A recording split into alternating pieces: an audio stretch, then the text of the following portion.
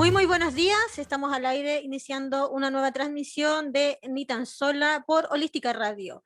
Nos pueden escuchar a través de holisticaradio.cl, allí a través de Instagram, en las cuentas de mi cuenta personal y la cuenta de Ni Tan Sola. Hoy vamos a estar con un programa tremendamente intenso e importante, una información súper importante. Yo creo que es muy necesaria poder conocer la situación de la desaparición forzada de mujeres y niñas en la región de Atacama, y para eso estoy con Viviana Rodríguez. Vivi Rodríguez, activista feminista, miembro del tejido de mujeres feministas en Atacama y de la Asamblea de Mujeres y Disidencias en Copiapó. ¿Cómo estás? Bienvenida. Muchas gracias por estar acá. Gracias a ustedes, a todas, a todos, a todes por convocarme. Estoy súper contenta que podamos conversar estos temas. Para nosotras como mujeres activistas en Atacama, en Copiapó, es trascendental poder sacar estas cuestiones desde lo regional, porque acá es coyuntura, acá es problema. Acá nosotras nos enojamos, organizamos marchas, ¿viste? Estamos en disputas con muchas veces con instituciones estatales, pero afuera se sabe muy poco.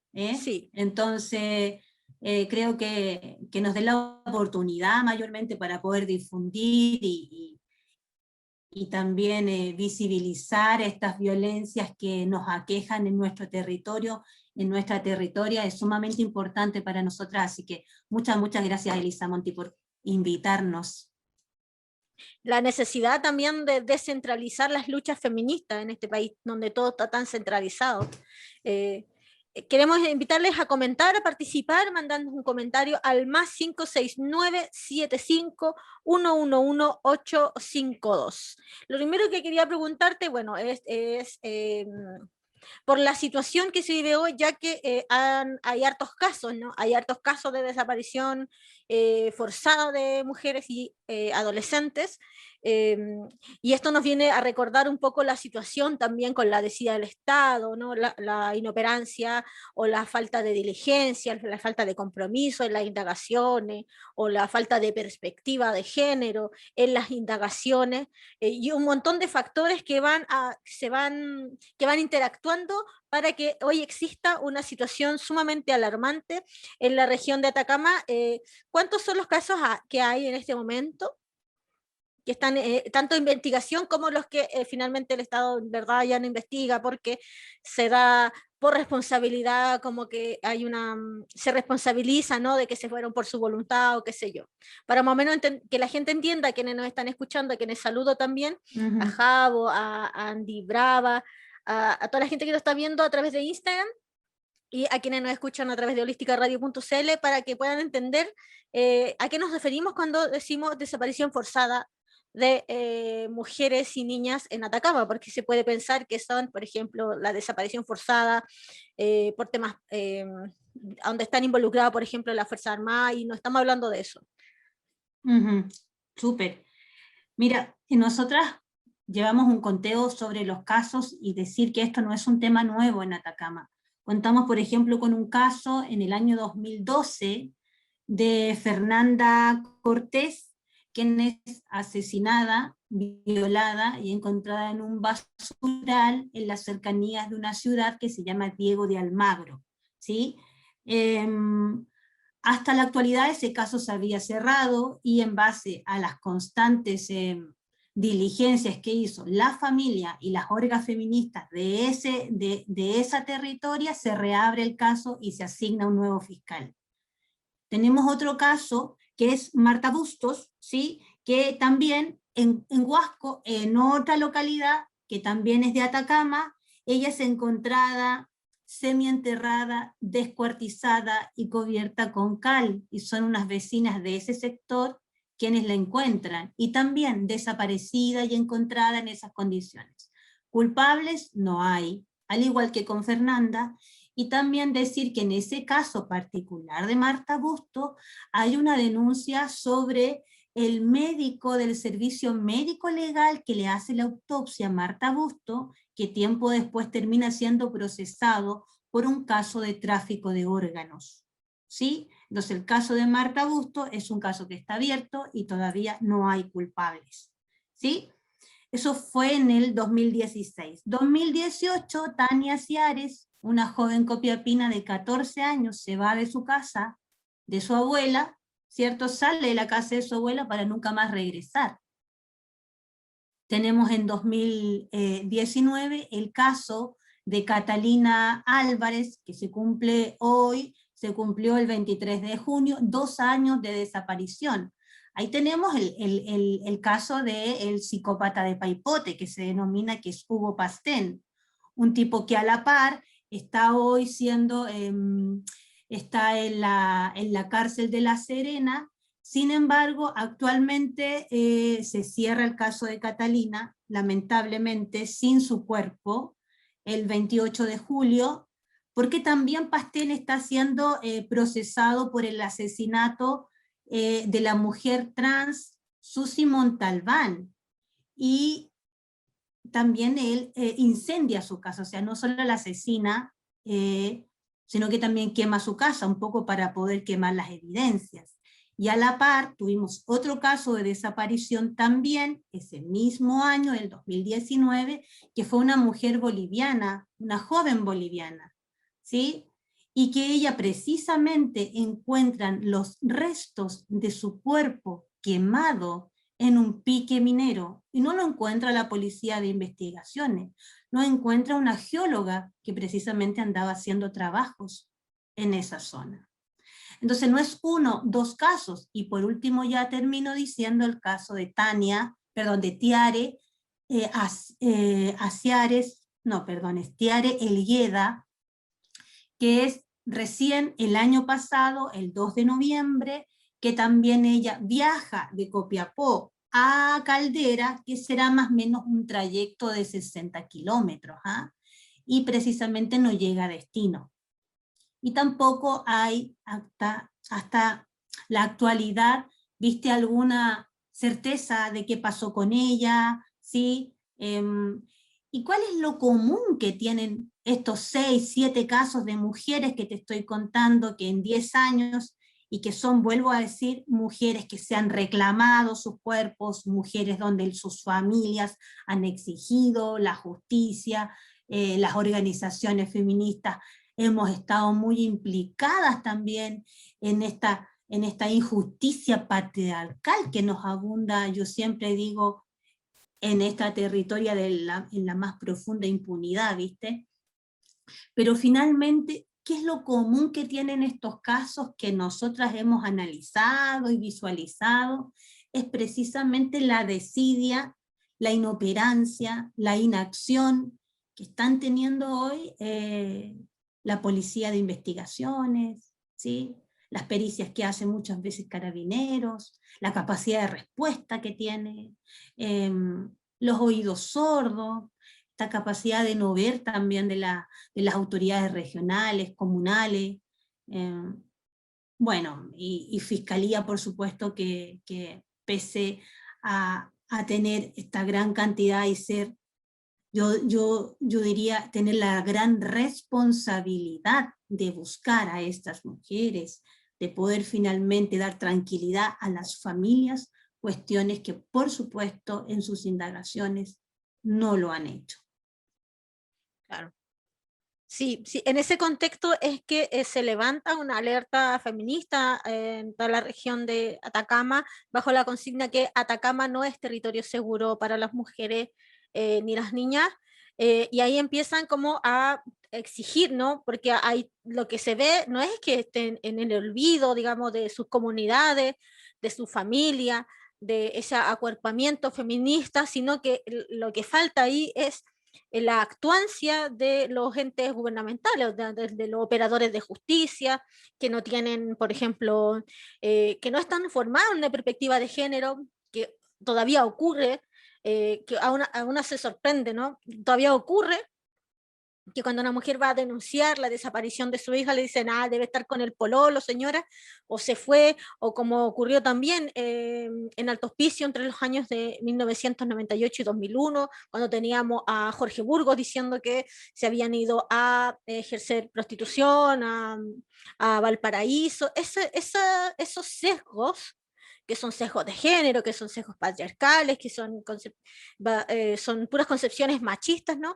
Operan a la hora de la desaparición forzada de mujeres en una región, sobre todo, en donde también los índices de violencia son altísimos, digamos, según la... Voy a leer el dato porque no me lo sé de memoria. Perdón. ¿Por qué se me olvidó? Aquí está. Según la misma estadística de la Subsecretaría de Prevención del Delito en el 2018, que desglosa todos los delitos en la región, sin especificar el género, que entre enero y junio de ese año se registraron 22 violaciones y 82 casos de abusos sexuales.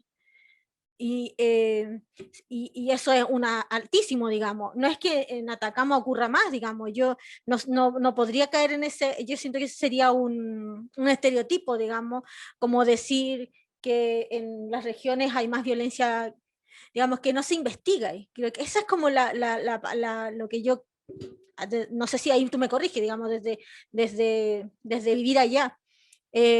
Lo que pasa es que no se investiga, no hay celeridad, hay una total como abandono, digamos, hacia los cuerpos, las cuerpos de las mujeres que desaparecen, digamos, porque están todos estos conceptos, además cuando tenemos también, no sé, me recuerda mucho la situación de Fernanda Maciel, también de femicidio, que estuvo más de un año desaparecida.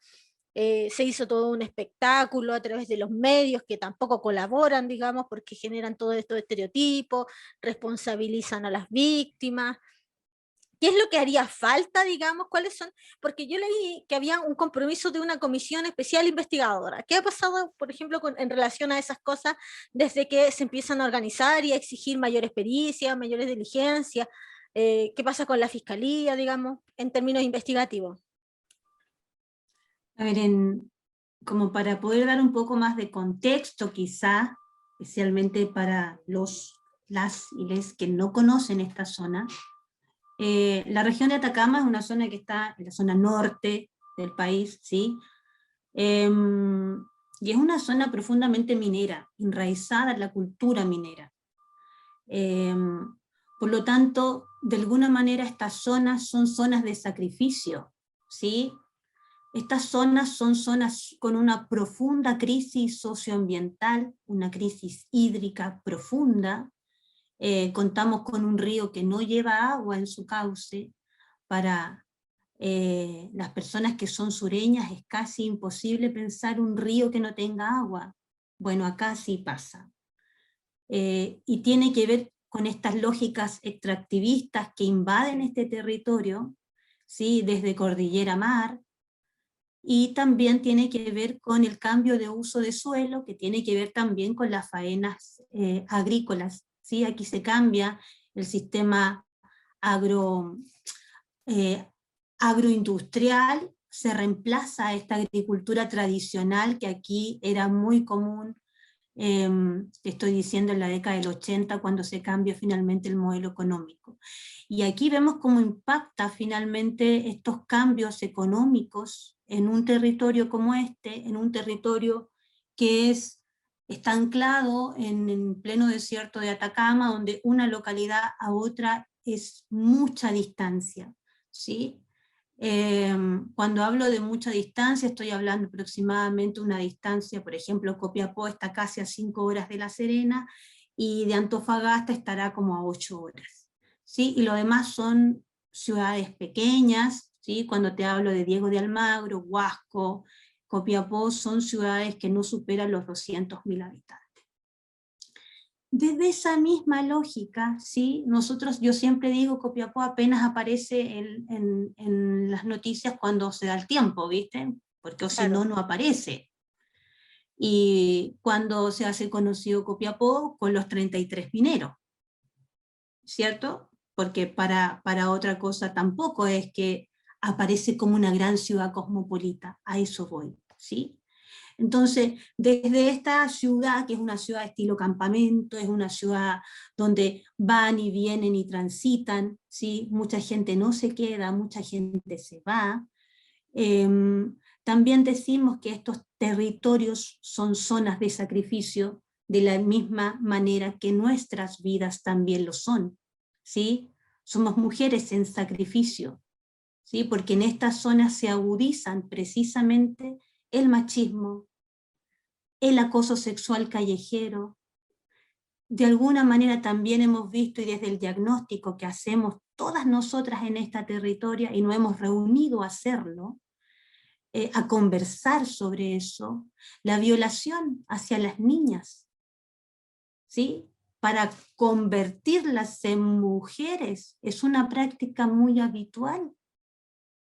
Entonces son cuestiones que claramente no las vas a ver en la estadística, porque son cosas que son prácticamente parte del uso y costumbre de vivir en este territorio. Entonces cuando hablamos que como estos territorios son de sacrificio, las mujeres también somos mujeres de sacrificio, es así. Y ser feminista en esta zona tampoco es fácil. Porque también caemos en un montón de cuestiones que son estereotipos, como tú también decías, y la idea no es estereotipar una región con otra, ni entrar en estas comparaciones. Nosotras tenemos una visión situada, contextualizada sobre las violencias en Atacama, nos impactan nuestras vidas y nuestras cuerpos. Y claramente eso no solamente lo vemos nosotras, lo vemos representado en la actuación institucional, nos vemos representado en la actuación de las policías, de las fiscalías, de los medios de comunicación, de las relaciones familiares, de las relaciones comunitarias, ¿sí?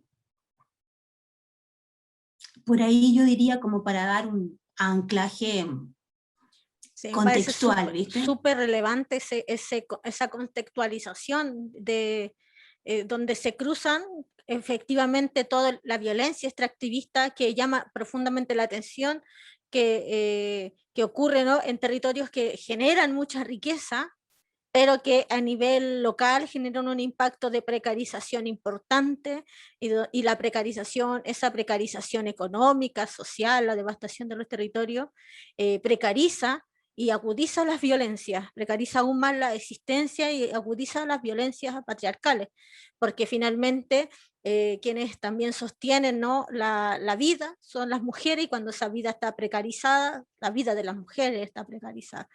Me parece súper relevante esa contextualización. Ahora, con respecto a las investigaciones, fiscalía, o sea, puedo imaginar, digamos, como pensando solamente, no sé, en otros casos como el lesbicidio de Nicole Saavedra, que demoró mucho tiempo en tener justicia, todavía no hay justicia, lo de Fernanda Maciel, la situación de Alto Hospicio, como ya recordamos, ¿qué es lo que sucede un poco ahí? Porque quienes sostienen la investigación, imagino, o quienes mantienen la presión de investigar y de no abandonar los casos, son justamente organizaciones feministas, familiares, la comunidad. Sí, tal cual, tal cual. Contarte que la semana pasada, si no bien me equivoco, puedo equivocarme, pero creo que, a ver, espérame, déjame ver calendario para no chamullar. No, mira, la semana del 14 de junio. Estuvimos con unos ciclos de conversatorios bastante reveladores acá. Te los voy a dejar en link, a ver si nos ayudas también a difundirlos, Claro que porque sí. precisamente estuvimos conversando con las familias de las chicas desaparecidas. Y en este caso estuvimos conversando levantamos desde el tejido de mujeres feministas en Atacama, es Junio con J de Justicia. Y en ese marco quisimos levantar 4 conversatorios. El primero era poder conversar con la mamá de Tiare, ¿sí? También conversamos con la mamá de Cata, recientemente 2 años de desaparecida, Catalina Álvarez, y con el papá de Tania, quien va a cumplir 3 años de desaparecida ahora en octubre, ¿sí? Entonces, y finalizamos con un conversatorio donde distintas coletas feministas, representantes de esas coletas, hacían un análisis, viste, de las desapariciones en Atacama, desde una perspectiva feminista también, viendo cuestiones a nivel nacional.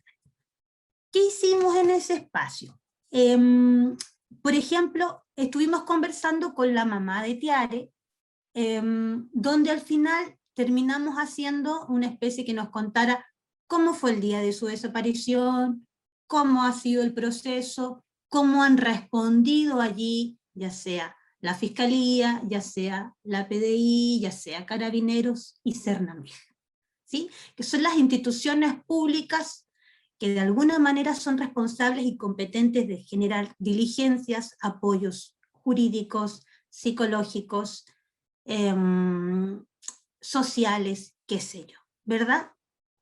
Entonces, finalmente cuando hacemos este análisis que yo te comento, porque a nosotros lo que nos pasa es que ya no queremos hablar, nosotras decir PDI y Fiscalía son la misma porquería, ¿viste? Porque queda lindo como hashtag, pero finalmente son las familias las que tienen que decirlo, porque es su vivencia y es su dolor, ¿sí? Entonces, a raíz de eso se levanta estos conversatorios y finalmente son ellas, son las familias las que finalmente se emocionan, gritan por justicia y develan este nefasto sistema y que no está funcionando aquí en Atacama. Y eso es finalmente. Entonces, frente a esta indefensión, negligencia, desidia, que han mantenido, no solamente en un caso, sino que se repite, ¿sí? Y se repite, por ejemplo, tal lo que tú decías, querida Lisa, cuando tú decías, bueno, ¿no será que se fue a prostituirse? Porque esos son los argumentos que entrega en este caso la Policía de Investigaciones para no hacer su trabajo. Ah, pero si tu hija consumía pasta base, pero si tu hija era una traficante, ¿estás segura que tú quieres conocer las verdaderas acciones que hacía tu hija? Porque eso se va a conocer de forma pública. Eso a sus madres, ¿sí? Y después viene el otro contrapunto que dice, ¿y qué estaba haciendo usted cuando pasó esto? Y usted no lo sabía. Claro. ¿Y cómo usted no se dio cuenta? Entonces, tenemos un montón de argumentos que finalmente culpabilizan, ya sea a las jóvenes o a sus madres, ¿sí? Pero no, finalmente lo que no son capaces de observar que acá existe y que las familias lo dicen, lo dicen en estos conversatorios. Acá hay algo más que desapariciones aisladas, ¿sí? Acá hay algo más que tiene que ver con precisamente un asunto de casi un crimen organizado, ¿sí? Por eso me encantó que hayas mencionado los casos de Alto Hospicio, porque precisamente tienen muchas similitudes con lo que está pasando acá en Atacama, ¿sí? Esos son los argumentos para no hacer su pega finalmente. Se prostituyen, son drogadictas, culpan a las familias, y estas chicas finalmente, ¿quiénes son? Son chicas de barrios populares, ¿sí? Aquí hay una cuestión de clase, ¿sí? Hay una cuestión de etnia, de raza etnia, la Cata era de origen coya. Entonces, finalmente eligen a sus víctimas, no son azarosas. Por lo tanto, desde esta mirada interseccional que nosotras sí hemos analizado, sí no hemos dado cuenta que no son casos aislados, pero también se dan cuenta sus familias. Solo un detalle para precisar. Este año habrá sido mayo, yo soy re mala para la fecha, abril, mayo, mira, tengo una ayuda en memoria por acá. Se desbarata una trata de mujeres acá en la zona, y que es precisamente la PDI y la Brigada Investigadora de Trata de Personas que venía haciendo seguimiento de este caso desde el 2017, PDI nacional estoy hablando yo, no estoy hablando de la PDI regional, porque esa es nefasta. Venía haciendo seguimiento y precisamente tenían acá en Copiapó su sede, ¿sí? Y eran mujeres de nacionalidad extranjera, paraguaya principalmente. Entonces, se desbarata esta red de mujeres y por supuesto que la mayoría de esas mujeres venían en condición de ilegalidad. Entonces yo te digo, acá nosotros reclamamos por las mujeres que conocemos, pero ¿qué tal de esas otras que no conocemos? Claro. Entonces, nosotras sí, nos podrás decir que estamos en la máxima de conspiración hacia estilo Salfate, sí puede ser, ¿sí? pero nosotros aquí vemos una trata de mujeres, ¿sí? Eso estamos viendo, ¿sí? Una red de tráfico de órganos, eso estamos viendo, no son casos azarosos. Incluso, te voy a decir algo, el fiscal Cristian González Carriel, en una declaración que realiza a raíz del primer caso del psicópata de Paipote, dice, no, este es un caso, estos casos no están juntos, no tienen nada que ver. No lo veamos como un asesino casi serial, no, eso no es así. Y finalmente las pericias señalan que este psicópata de Paipote, denominado así por la prensa, nosotros nos gusta llamarle por nombre y apellido, Hugo Pastén, tiene 3 casos. La Catalina, 2 años desaparecida, y él, a pesar que está preso, no dice dónde dejó su cuerpo. ¿Qué está No escondiendo? sí. ¿Por qué no lo dice? A Marina Cabrera, esta mujer boliviana, la encuentra esta geóloga, como yo te comentaba, quemada. Y son restos de su cuerpo, ¿sí? No es su cuerpo, es su cabello, ¿sí? Un fémur, un hueso, no es su cuerpo, ¿sí? ¿Por qué las queman así? Y tercero es la mujer trans Susi Montalbán que quema su casa. ¿Mm? Entonces, ¿será que aquí qué están escondiendo? Oye, y decir por lo demás, porque el cuerpo de Marina, el cuerpo, porque no es su cuerpo, son restos, se entrega así de parte Fiscalía Nacional. Habrá sido por ahí por el mes de mayo. Me corrigen las compas si me están escuchando, yo soy mayo, abril, mayo por ahí. En una cajita así, amiga, así, casi de zapatos, entregan el cuerpo de Marina y que es llevado, ¿cierto?, hacia donde ella vivía con la comunidad boliviana. ¿Me puedes decir tú, su hijo de 9 años, entender que su madre viene llegando así? Claro. Hay una, además del crimen de odio, del femicidio, la violencia sexual, hay una situación de exaltación de una violencia que es tremenda y que no tienes, casi que no tiene sentido. Tenemos un comentario. Aquí M. Rocío nos dice, confirmo, muy rara la situación del caso de Cata, obviamente están ocultando la red de tráfico que opera hace tantos años en Copiapó y en el mundo en general. Eh, a mí me llama profundamente la atención, bueno, yo siempre he sentido que las policías tienen una colaboración permanente con, bueno, hemos, por ejemplo, no sé, siempre, desconfío mucho de las policías, desconfío muchísimo de las policías, basado un poquito en evidencias, que los policías colaboran bastante, son bastante tolerantes porque son bastante tolerantes con con el crimen, digamos, con el crimen organizado. No, me acuerdo perfectamente de una situación de red de explotación sexual comercial infantil adolescente en la cisterna en Santiago, que era justamente de carabinero. Entonces, evidentemente, cuando hay todo un sistema que está fallando, surgen todas estas alarmas, estas dudas respecto a qué pasa, por qué no avanza la investigación, o sea, quiénes son las personas involucradas, por qué no avanza, que por un lado tenemos la situación de violencia estructural, donde las vidas de las mujeres ni sus muertes importan, no cuentan, no hay interés en investigar, ¿no? Están todos estos preceptos machistas que dicen que se fue, que tanto, que era trabajadora sexual, como si ser trabajadora sexual también fuera meritorio para el femicidio o la violencia sexual o la desidia de los organismos estatales para investigar, digamos.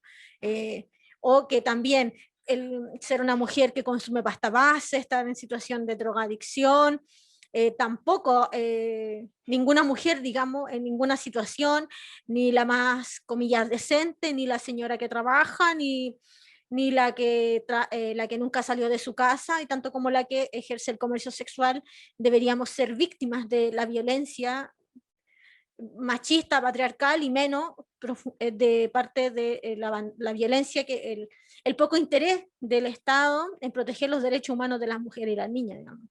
Y me parecía importante igual, como porque siempre estos argumentos van a aparecer, digamos, son estos sujetos, ¿no? De corbata, que muy moralizadores de las prácticas, pero que en realidad lo que se esconde es que no quieren hacer el trabajo nomás porque no les importa.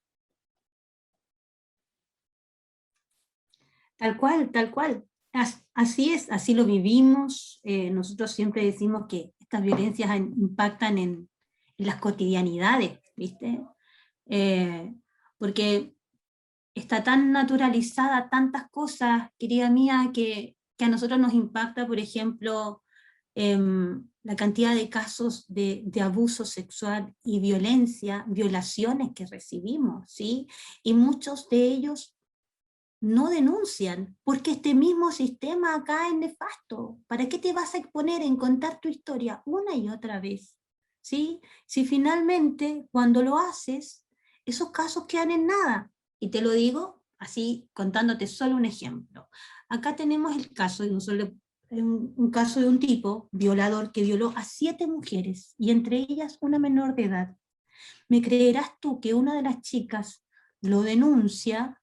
Y este gallo, ¿sabes lo que hace finalmente? Le hacen un juicio abreviado, vive en pleno centro de Copiapó, y queda al final con arresto domiciliario y reeducación sexual. ¿Me puedes decir qué es reeducación sexual? ¿Sí? A un tipo que ha violado a 7 mujeres y entre ellas a una menor de edad. Y eso Claro. ocurre y vive en pleno centro de Copiapó, hoy. Entonces, o sea, si eso es no tomar conciencia sobre que estas violencias están naturalizadas en esta zona, ¿sí? Y tú mandas precisamente al tipo y lo encarcelas en su casa donde cometía las violaciones, entonces, ¿de qué me estás hablando? Claro, son precedentes para instalar una impunidad sistemática, digamos. Tenemos un comentario de soy el arte que embellece, me encanta el nombre. Dice, en el caso de la Cata, la PDI es la que traba la pelota. No es hasta que asume la Bocar que a 1 año, 7 meses, wow, bastante, bastante tiempo, se logra saber dónde ella hace este último llamado a la madre, teniendo tecnología para hacerlo, claramente. O sea, hay tecnología para criminalizar la organización popular, la protesta, para identificar quién hizo una barricada, pero de ninguna manera para identificar de dónde hace una mujer que ha desaparecido forzosamente un último llamado, digamos, que eso puede tardar 1 año, 7 meses. Me parece igual bastante decidor, digamos, decidor del machismo imperante en los operadores de justicia. Hace falta, yo si bien soy muy, muy antipolicía, sí hace falta que haya una formación permanente a los operadores de justicia, porque evidentemente ejercen prácticas revictimizantes, les dicen a la señora váyase a la casa, seguro usted hizo algo porque el marido la golpea, es víctima de violencia intrafamiliar, etcétera, que uno dice, oye, resulta muy insólito, pero viviendo una realidad bastante distinta en un territorio que tiene otras dinámicas, cuando hay en estos territorios tan golpeados por el extractivismo y están golpeados por el machismo, son pan de cada día, digamos, es bastante, y eso evidencia todas estas situaciones. Quería preguntarte,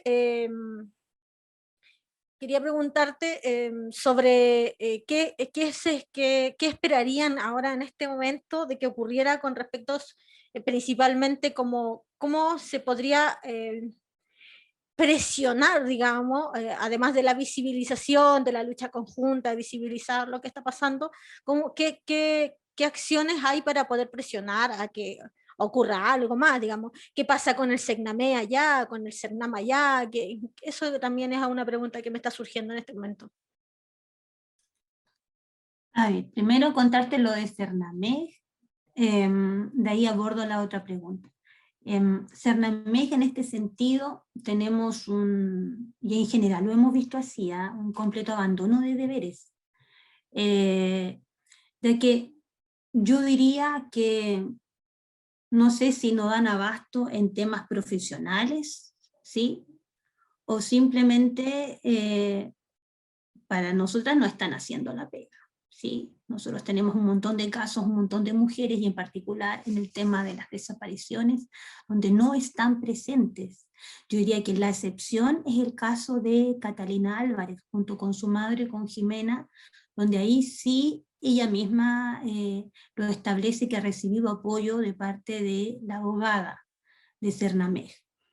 Pero el resto de los casos, nada. O sea, lo vimos, por ejemplo, en el caso de Tiare, su madre públicamente establece que nunca ha recibido apoyo de parte de la abogada, en este caso, que es la que debería apoyar en estos temas. Incluso ella tuvo que contratar un abogado particular, ¿sí? Y son familias claramente que si Claro. tuvieras las maniobras que tienen que hacer para De poder costear un sobrevivencia, abogado, claro. claro, desde el plato único, desde los dulcecitos, desde la rifa, para poder costear un abogado, que por lo demás barato no le cobra, ¿sí? Porque sabe que es un caso bastante complejo. Entonces, y así lo hemos visto en muchos otros casos, ¿sí? El estado de indefensión que quedan muchas mujeres, incluso las casas de acogida que son administradas, son espacios sumamente violentos donde se vulnera a las mujeres.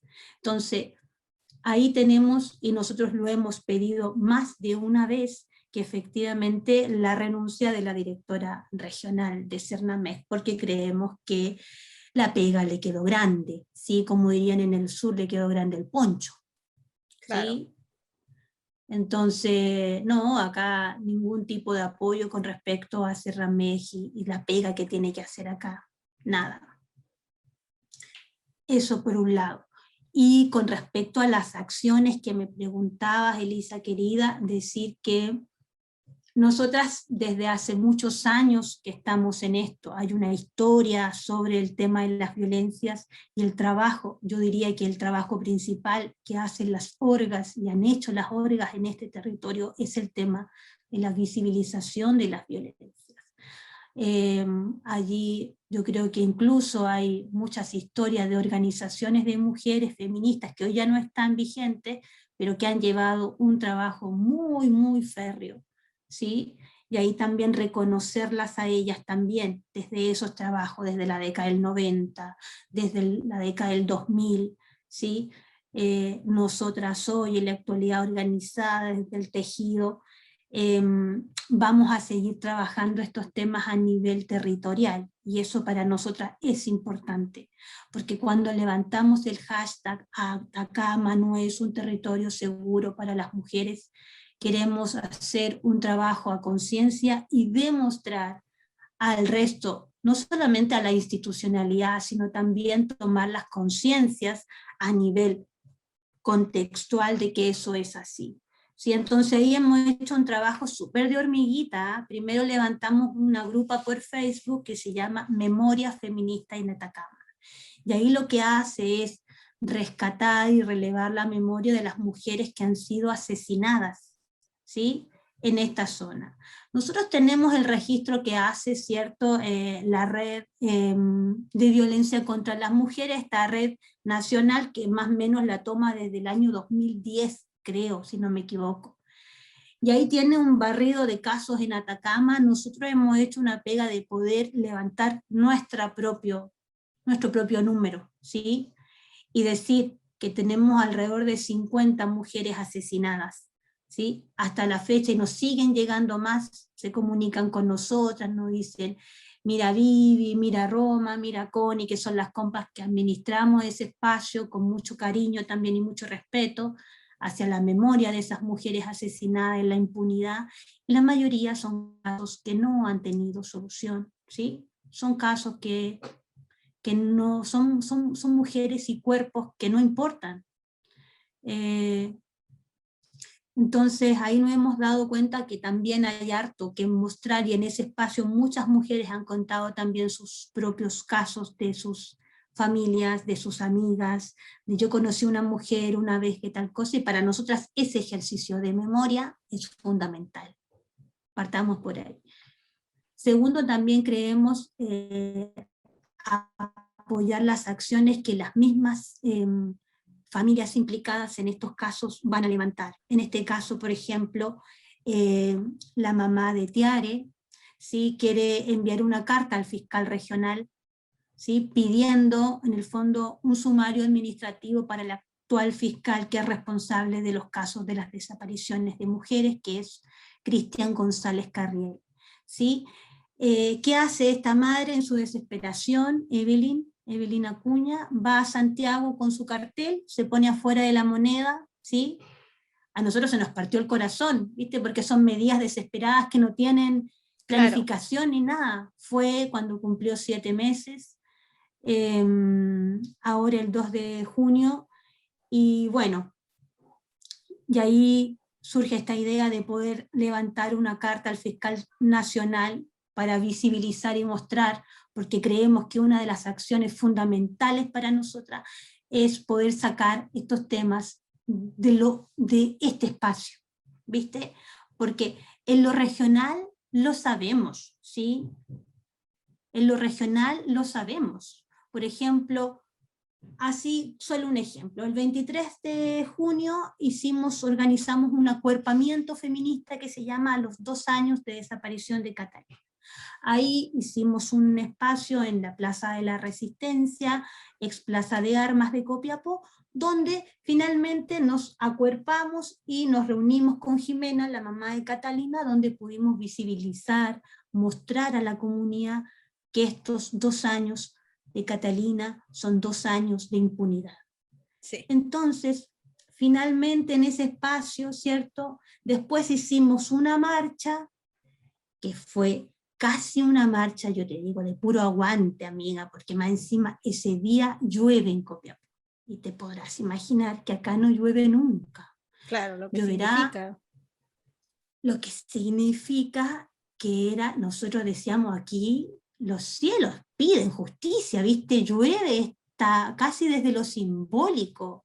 Y nosotras súper enrabiadas, por supuesto, que nos caracteriza mucho la indignación frente a estos casos. Fuimos allá a Fiscalía, ¿cierto?, a gritarle a Cristian González todo lo que finalmente la negligencia que ha hecho la desidia, qué sé yo. Después fuimos a la Policía de Investigaciones, ¿cierto?, contra este famoso inspector que es de apellido Badilla, se me fue el nombre, si las compañeras por ahí me lo soplan, que también es el típico misógino que entrega este tipo de comentarios, ¿viste?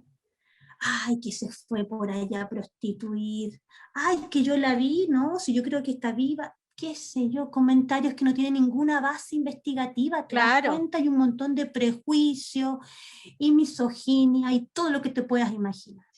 Entonces, desde el activismo diario que estamos haciendo desde redes sociales, desde apoyar a las familias, creemos que eso se tiene que mantener, ¿sí? Y lo vamos a seguir haciendo, ¿sí? Estemos en cuarentena o no, a eso voy.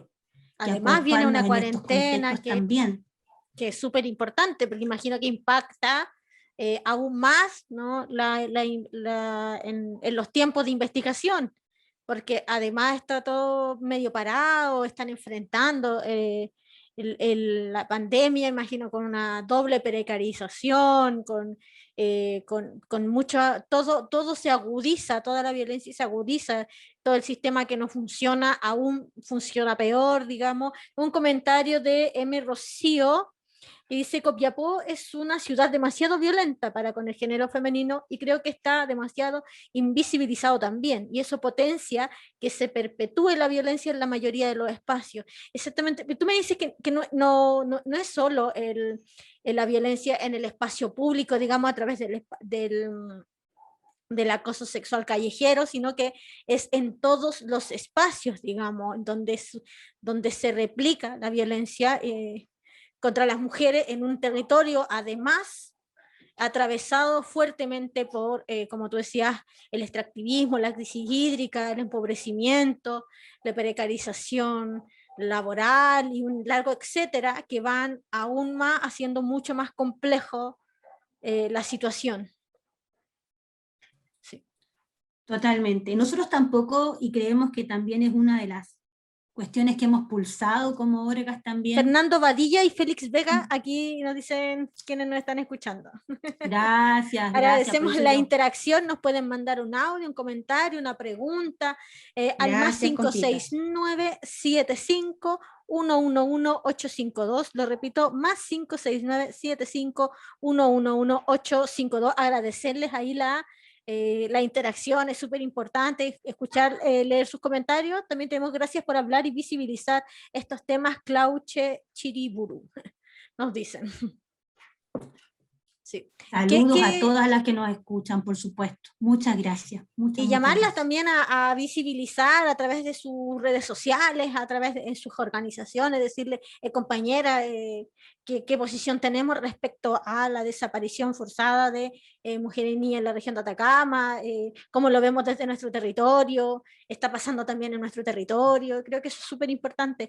Y quería ahora finalmente preguntarte, ¿por qué hablar de desaparición forzada? Porque yo me he esforzado igual todo el rato a decir desaparición forzada y no desaparición, porque claramente Sí, me parece a mí importante ese componente. sí, totalmente, porque son finalmente niñas, mujeres.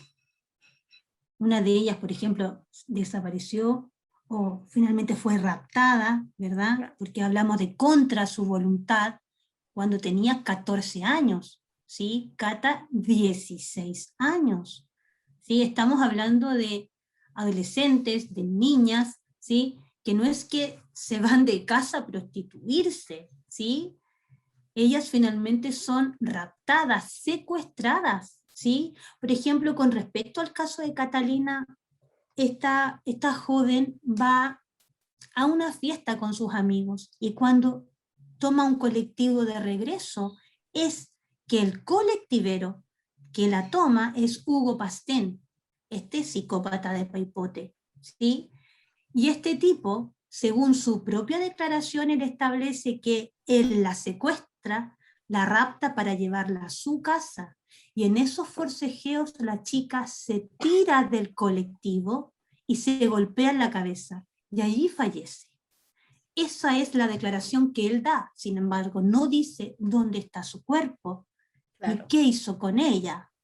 Sin embargo, las pericias investigativas sostienen otra hipótesis, que este tipo finalmente la lleva a las afueras de Copiapó, donde la asesina, la viola y la entierra. ¿Sí? Entonces, ahí estamos hablando de que no es que desaparezca así como que prácticamente salió de su casa. Claro, no Aquí son hablamos, abducidas, digamos. claro, claro, o no se fueron a un carrete para nunca más volver. Recordemos que son jóvenes, ¿me entienden o no? O sea, si Claro. fuera por eso estaríamos todas hoy, ninguna en casa, me explico, ¿no? Entonces hablamos de una desaparición forzada porque es algo que también tiene que ver ahí un crimen de odio hacia las mujeres, porque Sí. acá hablamos de mujeres quemadas, de mujeres violadas, asesinadas, ¿sí? El caso de Marta Busto, imagínate, tú es degollada y enterrada. Entonces, ¿de qué me están hablando? O sea, aquí hay un crimen de odio hacia las mujeres, no son simples cuestiones así que no se hacen sin una planificación previa. Eso quería agregar con respecto a esto de las desapariciones forzadas.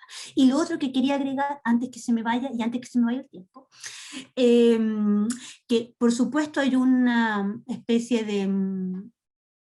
Yo diría que son las mismas familias las que hoy quieren, en especialmente el caso de Catalina, que yo te comentaba que cierra el 28 de julio, ellas quieren hacer una demanda contra el Estado, ¿sí? Porque esta cuestión de alguna manera nosotras como feministas las visibilizamos, pero es súper importante que la ciudadanía entienda que esto no debe funcionar así. ¿Sí? Está bien que acá no funcionen ni las policías, ni la fiscalía, ¿sí? Ni el CERNAMEG, pero eso no debería ser así. ¿Que es nuestro Exactamente. cotidiano? Sí, pero eso no debería pasar, ¿ya? Exactamente. ¿No? Y es lo que dice una compañera que dice, bueno, al fiscal le pagan 10 millones de pesos. 10, ¿sí? Bueno, que haga su pega, porque poco no le pagan, ¿ya? Claro. Entonces, finalmente, esta demanda contra el Estado que nosotras finalmente vamos a pulsar que eso así pase, queremos llegar hasta la Corte Interamericana de Derechos Humanos, porque efectivamente acá estas cuestiones se tienen que, primero, se tienen que demostrar que esto ocurre y que no es normal, ¿sí? Y segundo, queremos la restauración del derecho de las mujeres, queremos la reparación hacia sus familias, ¿sí? Cuando yo te menciono el hijo de Marina Cabrera, que vio llegar a su madre prácticamente en un cajoncito así, ¿cómo tú reparas a ese niño? ¿Sí? Le reparas su corazón, ¿sí? Entonces, y tú le preguntas a ese niño, ¿se han acercado a ese niño a hacerle precisamente atención psicológica, acompañamiento?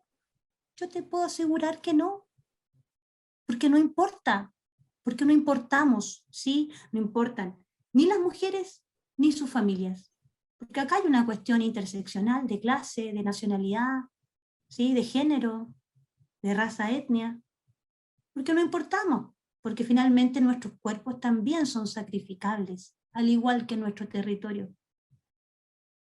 Sí.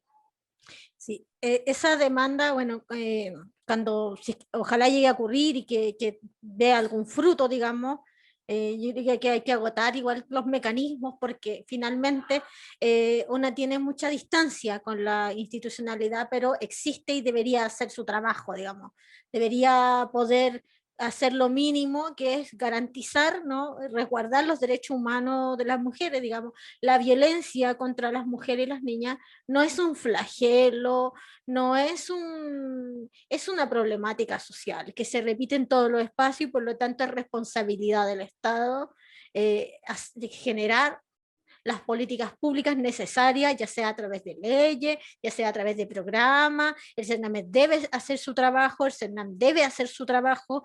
El CERNAM en la pandemia ha sido totalmente ausente, digamos, totalmente ausente. Tenemos una ministra totalmente ausente de su cargo, un abandono absoluto de deberes. Aparecieron una vez para hacer una campaña nefastísima que exaltaba la posición de víctimas de las mujeres, era revictimizante, exaltaba la capacidad de destrucción del varón agresor, poniendo mujeres con secuelas graves de violencia. Me parece que yo siento cuál entonces ¿para qué existen? O sea, digamos, no hacen su trabajo, se gasta un montón de dinero que podrían ser perfectamente muy mejor administrado, mejor distribuido, digamos, desde las organizaciones comunitarias que hacen muchísimo mejor trabajo, un trabajo mucho más importante que el que llega a ser la propia institucionalidad, pero aún así igual es necesario exigir que hagan su trabajo. Digamos, te puedo abolir las policías, pero deben hacer su trabajo. Ahí uno no se puede perder, digamos. Aquí dice, Hugo Pastel no actúa solo, Catalina pesaba 105 kilos, ella muerta o inconsciente no pesaba menos de 200 kilos y él la secuestra solo, pero no la hace desaparecer solo, por eso no habla. Esas son las hipótesis que igual se levantan, que se tienen porque claramente hay una situación sumamente anómala, porque no habla, o sea, ya está condenado, está imputado por otros delitos también de odio, femicidio, violencia sexual, con una exaltación profunda, digamos, estamos hablando de la quema de personas, es bien fuerte, digamos. Entonces claramente, ¿por qué no? La pregunta es, ¿por qué no dice dónde está? Por supuesto, es la misma pregunta que nosotras nos hacemos y frente a eso, lo que plantea ahí la querida compa es precisamente que él no actúa solo. Por eso yo te decía que podemos sonar bastante conspirativas, pero las evidencias y las pruebas nos han demostrado una y otra vez que aquí hay un crimen organizado y esa organización atenta contra la vida de las mujeres. ¿Sí? Y lo vemos una y otra vez replicado en distintas zonas, en distintas ciudades de esta territoria que es Atacama. Entonces, no queremos más mujeres desaparecidas, no queremos más mujeres asesinadas, violadas, ni quemadas. Pero eso no depende solo de nosotras, ¿sí? Claro. ¿Por qué nosotras vamos a salir a la calle cuantas veces sea necesario? Aquí necesitamos que finalmente la institucionalidad y todas las instituciones competentes que ya hemos enlistado en este programa puedan finalmente hacer su trabajo, ¿sí? Y eso es, y no estamos pidiendo ninguna otra cosa más que Claro, hagan su trabajo. no se está pidiendo nada extraordinario, ni fuera de límite, ni extralimitar como los esfuerzos, sino que hagan lo mínimo que es su trabajo, que es investigar, llegar a la verdad, que haya justicia, que haya reparación para las víctimas, digamos, sus familias. Sí. Por último, ¿cuáles serían como políticas públicas que pudieran ir como en este momento, no sé, ya sea cosas así tan mínimas, digamos, como establecer una mayor vigilancia o qué sé yo, no sé, la aplicación de la eh, ley de educación sexual integral desde la primera infancia, que son bastante importantes, digamos, ¿cuáles serían como esas políticas, digamos, de parte del Estado, de los organismos institucionales que pudieran ir en beneficio, digamos, para erradicar la situación? Porque una cosa es obtener justicia, llegar a la verdad, qué sé yo, reparación, pero otra cosa es el problema de raíz, la estructura, digamos, que cómo se van erradicando, cómo se hace cargo la institucionalidad de esa estructura, digamos. Bueno, en términos, si vamos como de más a menos, lo primero sería la aprobación de la ley integral de la violencia contra las mujeres, que aún sigue detenida en el Congreso, como primera cosa, ¿sí? Porque eso hace finalmente asignar no solo recursos, sino también poder hacer precisamente lo que tú decías, que sea obligatorio un montón de acciones y ya sea, por ejemplo, entregar competencias, entregar capacitaciones, herramientas a todos y a todes quienes están involucrados en estos temas. Y por supuesto, desde esa misma mirada también poder decir, bueno, Atacama es este territorio. Creemos que las políticas públicas a nivel nacional nos sirven.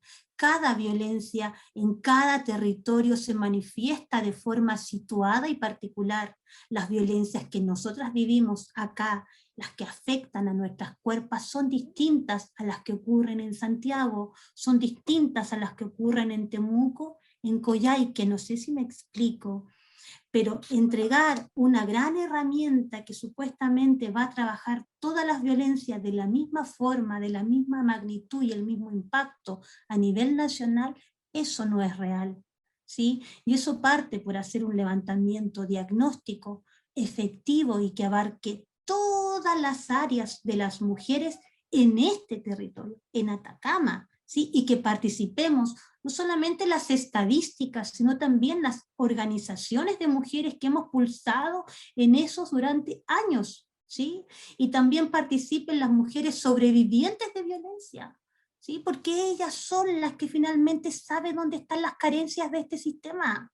¿Sí? No son solo los expertos en violencia, no son solamente los expertas en violencia de género, ¿sí? Acá vemos mujeres organizadas, mujeres sobrevivientes de violencia, familias que tienen muy clara dónde están los aguijones de este sistema. Y ahí, por ahí empieza, por escuchar, por levantar realmente acciones y políticas públicas situadas, contextualizadas en cada territorio. Claro. Y decir, por lo menos a nivel comunal, nuestro famoso alcalde de Copiapó, que no me puedo ir sin pegarle su repasón, por supuesto, que es el alcalde Marcos López, que es más encima reelecto, ¿sí? A raíz del caso de Catalina, él se compromete, ¿sí? Inclusive se levanta la ley Catalina. Y una de las cuestiones que ahí se comienzan a cuestionar era precisamente el caso de la indefensión de las mujeres cuando usan el sistema de locomoción colectiva, ¿sí? Instalar cámaras, incluso que no existiera este cierre centralizado que tienen los vehículos que operan como locomoción colectiva, ¿sí? Ya sea taxis y colectivos, y un montón de medidas que son medidas pequeñas, ¿me entiendes o no? Saber quiénes son los que hoy están operando el sistema público, ¿sí? Porque acá son precisamente en esos son los hombres que hoy están articulados en estas redes, los que trabajan en la locomoción colectiva de acá, porque todas las mujeres han sido desaparecidas cuando se suben a estos, o la mayoría de ellas. Por lo tanto, desde esas cosas que son pequeñas, tener esas claridades quiénes son, ¿sí? Coordinar con los sindicatos de colectiveros, que por último, si tú ingresas, sepas que ese tipo no tiene antecedentes de violencia intrafamiliar, ¿sí? Claro. Que no sea un pedófilo. Entonces, ¿cómo finalmente vamos en pequeñas cosas? Lo mismo que le decíamos, el sistema de cámaras de vigilancia, ¿sí? Los sistemas, por ejemplo, de seguridad, que tiene que ver con la iluminación. Acá nosotras en esta comuna carecemos de un buen sistema de alumbrado público. Entonces, son miles de cuestiones, si podemos ir de lo más a lo menos, pero por lo menos que yo salga de mi casa y que ya no tenga miedo de poder caminar de aquí a la esquina, ¿sí? Porque yo te puedo asegurar que la mayoría de las mujeres, las adolescentes y las niñas de este territorio, de esta territoria, tienen miedo de habitar, de transitar por de ir, volver, comprar, salir. Entonces eso no puede ser. No puede ser. Y eso es lo que tienen que hacerse cargo finalmente, no solamente las grandes políticas públicas, ¿viste? O las grandes legislaciones. Tenemos que mirar, remirar los territorios y en este caso poder comenzar desde acciones pequeñas hasta acciones más globales. Exactamente, y tener en cuenta esa diferencia importante que nos comenta de que las violencias que viven en un territorio no tienen una condicionante particular que tiene que ver con la dinámica de ese propio territorio. Por ejemplo, no es lo mismo la violencia que puedan vivir las mujeres en Santiago que las mujeres en Atacama o que las mujeres en el territorio del Gualmapu azotado por la militarización. Y por último, yo sé que estamos pasando un poquito, pero no me puedo ir sin preguntar sobre, porque tú mencionaste que ser feminista en este territorio no es fácil, digamos, hay hostigamiento, hay persecución, ¿cómo es un poco si nos puedes contar la situación antes de irnos? Yo siempre, nosotros desde el diagnóstico que hemos hecho con las mismas compañeras de distintas organizaciones, nosotros siempre decimos que ser feminista en esta territorio no es fácil. Primero tiene que ver con el machismo que impera. Entonces, ver mujeres organizadas, ver mujeres que alzan la voz, ¿sí? Automáticamente está el estereotipo, ¿cierto? De que, ya salieron las feministas estas locas, ¿cierto? Que no se controlan, Claro. que no sé qué, que bla, ¿cierto? Lo que también finalmente hace que muchas mujeres se resten de poder sumarse a estos espacios por ese mismo estereotipo del machismo, de la discriminación muchas veces, y por otro lado también lo vemos, y que a muchas de nosotras nos ha pasado, este hostigamiento que tiene que ver, por ejemplo, de los discursos de odio, que es cuando hacemos nuestras actividades, ¿sí? En redes sociales también. Entonces, ser feminista en esta territoria no es fácil, incluso más de alguna de nosotras tiene una experiencia más o menos difícil, ya sea incluso, no sé, cuestiones que no tienen mucha explicación. Yo te cuento una, yo iba bajando con mi hija del supermercado y un tipo me empieza a sacar fotos de la nada. Claro. Y yo le digo, oye, ¿qué te pasa? ¿Por qué me estás sacando fotos? Y me dice, no, yo a ti te conozco, un montón de cosas que me dice en plena, o sea, a las 4 de la tarde. ¿Por qué él me saca fotos a mí junto con mi hija? Entonces, y se va. Otra compañera también cuenta cosas así desde lo cotidiano, que ella estaba haciendo la fila para entrar al supermercado y un tipo le empieza a insultar de la nada, porque tiene que ver que este pueblo chico, infierno grande, claramente conoce quiénes somos, ¿sí? Y desde dónde pulsamos, y de dónde activamos, y por qué estamos enojadas. Entonces, desde estas pequeñas cotidianidades que tienen que ver que a veces nos sentimos vulneradas y agredidas de la nada, ¿sí? O cuando estamos levantando acciones en lo público, o incluso desde redes sociales también, en esta impunidad misma que genera las redes sociales, Claro. desde estos crímenes de frente cuando nosotros finalmente develamos estos crímenes de odio. Pero, como te digo, esto nos hace a nosotras también poder acuerparnos y somos una grupa de mujeres que nos cuidamos mucho entre nosotras, ¿sí? Sabemos, tenemos prácticas de autocuidado y también estamos siendo asesoradas por abogados de derechos humanos que también de alguna manera estamos todas allí siendo también asesoradas y de alguna manera sentimos que no estamos solas en esto, porque entender al feminismo desde una actuancia en colectiva es lo que los hace potentes, ¿sí? Porque si yo quizás anduviera sola en esto, es muy distinto, no sería ni siquiera feminismo, digo yo, y lo pienso así, porque el feminismo es actuar en colectiva, ¿sí? Desde un sentir y pensar que nos hace todas juntas pulsar acciones y actuancias. Y en eso mismo creemos que cuidarnos, querernos, no sé, todo lo que hacemos desde el tejido, desde las acciones que levantamos, lo hacemos desde esa conciencia también, de esa conciencia feminista y de género. Eso. Muchas gracias, quería agradecerte tu presencia, tus palabras, que hayas estado con nosotros aquí en Ni Tan Sola, testimoniar también por la lucha que llevan adelante. Como programas también nos ponemos a disposición cualquier información, nos la mandan y nosotros la resubimos, la reposteamos.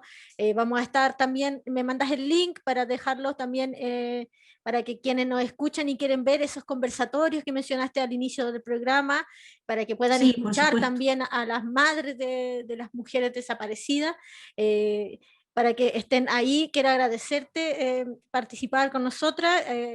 Estamos llegando al final del programa regular. Voy a tomarme los últimos minutitos que nos quedan para nuestra sección de Reviews Piola. Si quieres decir, despedirte, alguna cosita, te dejo el micrófono.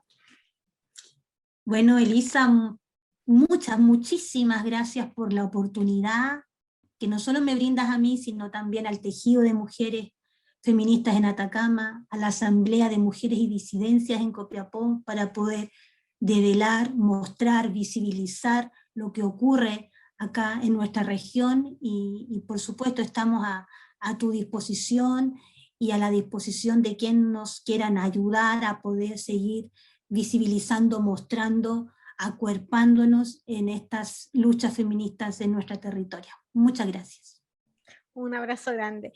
Hoy en esta sección de Reviews Piola les tengo el libro Metafísica de los tubos de Amelie Nothomb, si es que lo dije bien. Ella nació en Japón, Kobe, en 1967. Ha escrito, es una escritora bastante prolífera. Tiene que es el único que he leído, Metafísica de los tubos, Estupor y temblores, El sabotaje amoroso, Cosmética del enemigo, Ácido sulfúrico, Diario de golondrina, Ni de Adán ni de Eva. Hay varios más. Matar al padre, qué interesante título. Este libro yo lo conocí cuando era bastante chica, tenía como 13 años y me metía frecuentemente a la biblioteca de Santiago porque vivía entre la calle y el Sename, me iba para la biblioteca a capear la lluvia, por lo general en este tiempo, junio, por ahí, agosto, septiembre eran los meses en que yo más estaba en la biblioteca y me obsesioné justamente porque la contratapa fue la que me llamó la atención.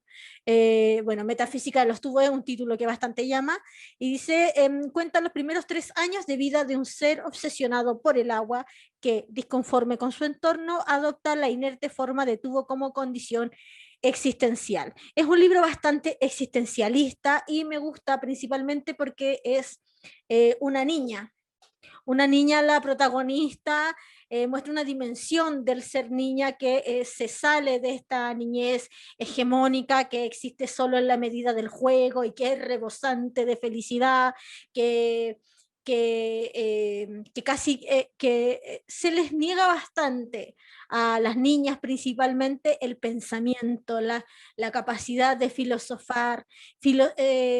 Filosofa una niña de 2 años, piensa sobre su propia existencia.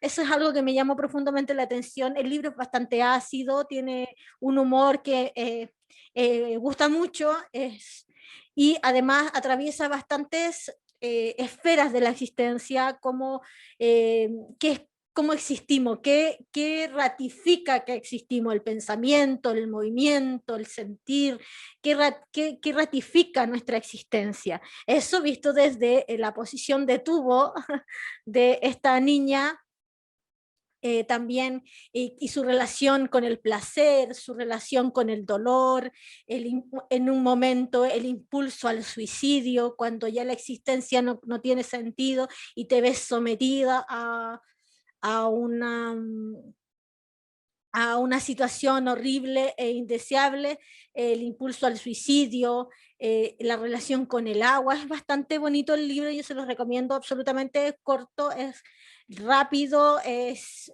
denso, es denso. Me gusta este existencialismo que sale de lo camusiano, digamos, y que está en las palabras bastante alegres igual y ácidas de Amelie Nothomb, así que se los recomiendo. Ese ha sido el programa por el día de hoy. Ahora viene El absurdo mundo de Josefina a la 1 de la tarde, no se lo pierdan, con historias de alcohol, y tenemos también el Late to Late en la tarde, así que no se pierdan la programación de Holística Radio. Descarguen la app, que pueden llevar Holística Radio a todos lados y pueden aportar al crecimiento y al fortalecimiento de este medio radial independiente, formando parte de nuestra queridísima comunidad holística en patreon.com/holística radio.